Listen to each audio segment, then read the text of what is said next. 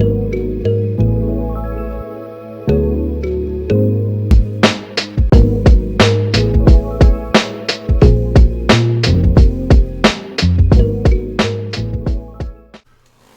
up? It's your boy T-Burn Reaction. Today's Music Money. I'm a cap off. We're turning to direct production video. So we're gonna check another piece of sampling equipment and production equipment that's well known in the that shaped the sounds of hip hop, especially 90s hip hop.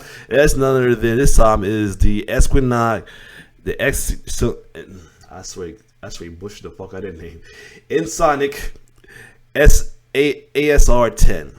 A lot of good amount, while MBC 60 was used as well as the SP 1200. A lot of other producers was using the ASR 10 though. One well-known producer that was using it was RZA. Definitely got an idea from that from his time from the Wu-Tang American Saga series. That was one of his arsenal along with the SP 1200 that he was trying to get for a while of time. But other than that, we're going to see the story. We're going to check out the story behind that though, because I like this little commentary about the SP 1200. So, but this one is definitely a unique piece of tool for production. So, without further ado, and this is like way before you had the MP keys and all that, the MP keys, the launchpad keys and all the launch keys and all that. This was the sampling keyboard to use at the time. So, without further ado, one of them. They had other ones, but this was the well-known one. So, let's get it. And the EPS had improved itself. It came out with the Ensoniq ASR 10. ASR 10. That's my joint right there. And once that got in my hand, it was a wrap. What's up? You got your boy Direct, aka Native Shades, reminding you to like and subscribe, because today we're gonna be talking about the ASR 10. What had happened was the ASR 10. Now, what's going on with this machine? What is up with the ASR 10? This thing is a crazy machine. The ASR 10 literally is the machine for weirdos. Those are the strange guys. You know, like in school, you have the jocks, you know, the cool kids, the athletes. Then you got the nerds, the geeks, and everything like that. The ASR 10, they're the weird kids. They're the weirdos. You know, they're cordial with the jocks, and they'll talk to the nerds and everything now and then. But those are the kids at lunchtime that's liable to create a bomb and blow up the school. Really? That's really the people that use ASR 10s. I mean, you think about the producers. It's always the weird guys from the RZA. RZA said in 1992 when the ASR 10 dropped, that's when he became a master producer. And that's when he made the first 100 Wu-Tang songs was made on the ASR 10 after it dropped. Then you go from the RZA all the way to a completely different style. Timbaland, this dude they was getting on Timbaland for making techno music. Remember? For making disco and techno music. He's on the ASR 10. Then from Timbaland, you go all the way to Pharrell. Whoa. To a point I remember Nori saying that explains a lot. That explains a lot. When Nas first met Pharrell, Nas told Nori, "Yo, Nori, why is your man's shirt so tight?" You know what I'm saying? These are the weirdos that use this machine. From Pharrell, we fly to our future president of the United States, Kanye West. And he's totally gone. What is it about this machine that attracts these folks, man? You only get 16 megabytes of RAM. You get there's no holy shit. He got zip drive. Hold up. Let me remind you. Let me just think about it. This is like recently when one of his doing the Sunday service performance he does. My man has a zip drive connected to the joint.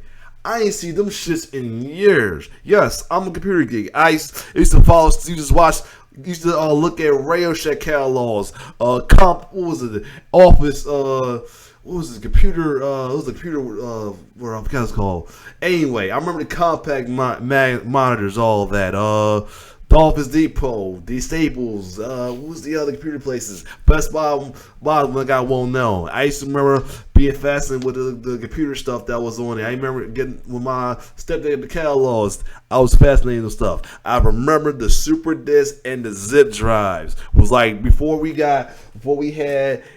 it's like way before we had I just dropped the joint dropped it again.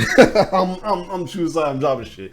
The thumb drive, the SD cards, and all that. We had. When you want more bigger memory, you get a zip drive. A big zip drive was a big ass disc, this thick.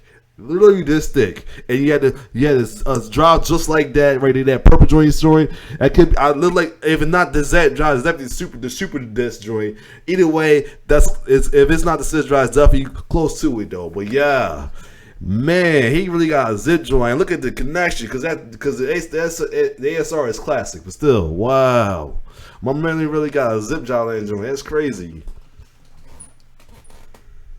Chop. No USB. You get only 2 audio tracks. You know, the sequencer lags. Is that a Young Alchemist? Oh, we got a Young Alchemist fresh out of the hooligans. Yup. It heats up and turns off with a bunch of errors and everything like that. Why is this thing like such a staple in hip hop? I think it's because of the fact that it is different. The thing about the ASR 10 that I think makes it so special is that it challenges the producer in a way like probably no other machine.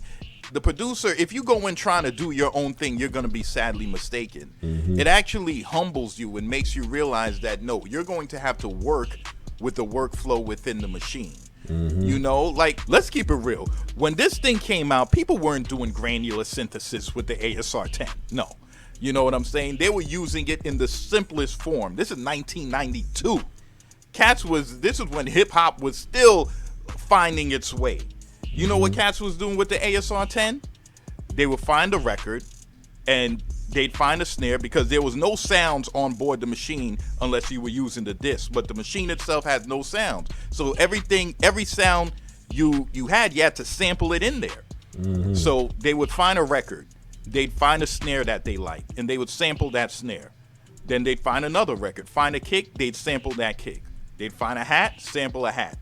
They'll find a vocal, sample a vocal, maybe a bass line. You got your sounds, you got, 7 sounds or something like that. Okay, get busy. You know what I'm saying? I'll put it like this. This is probably something that almost, at the time, equivalent to this joint right here, the Launchpad.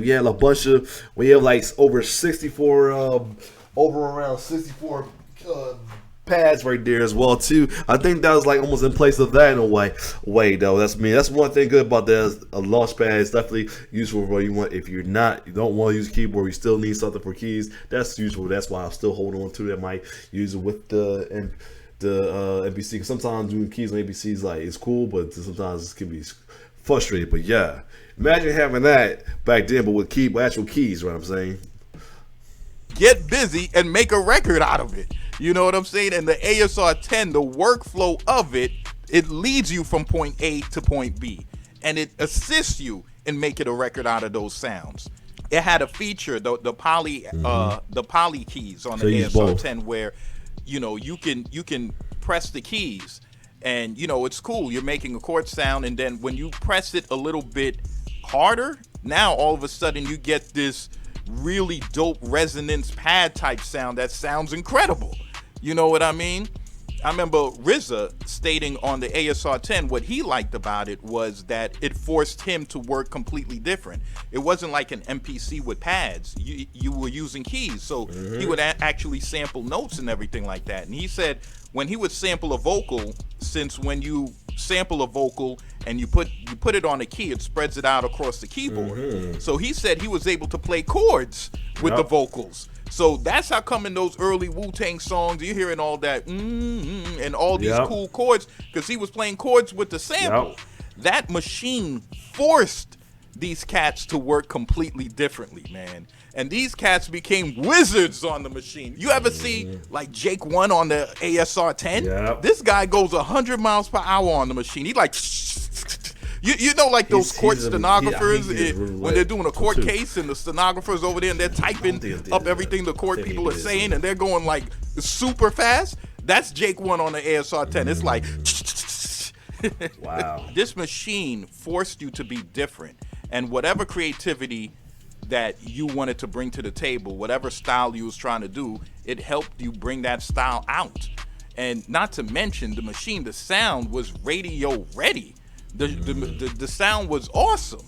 I mean, I remember Jake was saying that, you know, it's probably something with the circuitry because since it overheats and everything like that, it makes the sound incredible. I swear there's a little madman in that machine that's like running around tweaking things and everything as you're playing your samples and as you're, you know, sequencing. It's running around trying to do everything for you. You know what I'm saying? You might come up with a dope horn and stuff and you think it's good, and he's like, no, hey, come back here, superstar. Yeah, these horns aren't gonna work. Use these horns and then make it like this. Add some effects like this. And then your horns will really slap. You know? Another thing is the effects on the machine are incredible effects. There are some producers that don't use the machine for anything else but the effects. They just use it as an effects box. They say, you know, the reverb is incredible on the machine. The resonance is incredible. You know, the Kind of the same with like a lot of hold on, I just froze up. Kind of same with a good folks that like use like still the MPC or Ableton Ableton, the Ableton Push and all that. While also they have the SP4 though as well too. The main SP I think is Roland. I think that makes sense.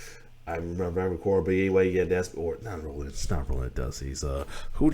I thought it was Casio at one point. To be honest, I thought it was Casio, but the SP400, SP44 there, a lot of folks don't use it as their primary sample joint. Use it as like more so a performance, but also used for like extra effects and stuff like that as well too. Yeah, I was right, Roland. It's Roland. But anyway, yeah, so. Effects on the joint I hear are like So this like is kind some of of the equivalent best levels in effects a way. that you You can saw Kanye had the MPC as well as the ASR because you know sometimes, like I said, one will do a better effect than the other, or vice versa. never hear. And when you're doing drums on the machine, them drums bang.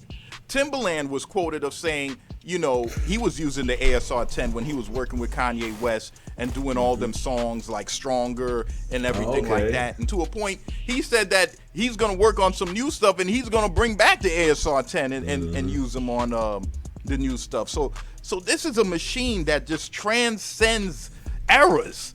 It was used all the way in 92 and then reinvented again in like 96. And then to the 2000s, then to the later 2000s, and now cats are still using the ASR 10 because of the magic in the machine. I'm telling you, it's like there's a wizard in that joint, man. You know, you might be working on a beat, you might have a hard day, and you just can't find the rhythm on that. You just can't find the it on the beat. It's just not working for you, and you had a tough day, and you decide to call it quits. You know what I mean?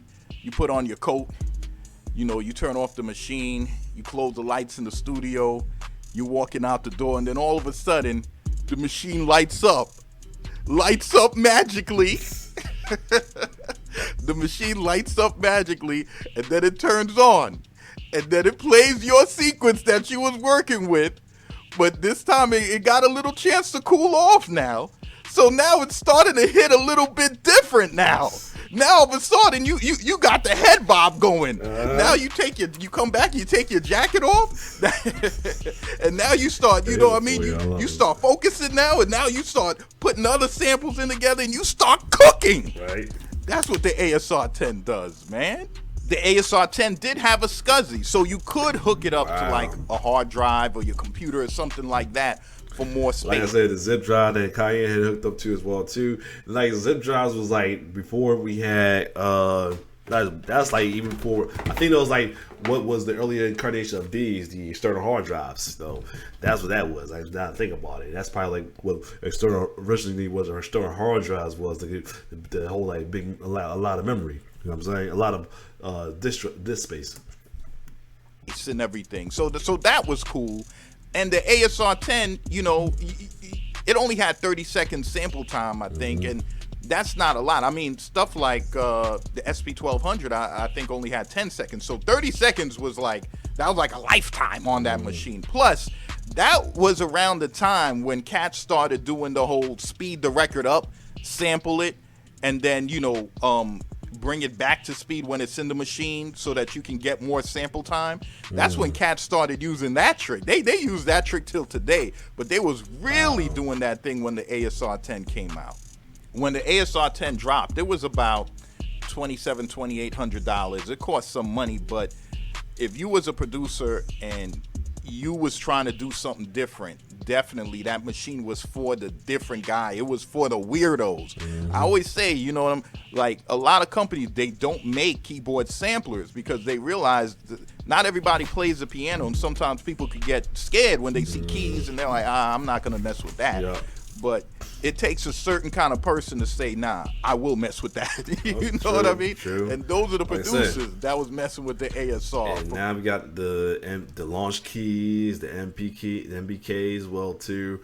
It's because of like samples like the ASR 10, RZA to Timbaland, even launch Kanye, pads like kind of like the pad version Pharrell. of ASR 10. You got Alchemist is on the Control-wise. ASR.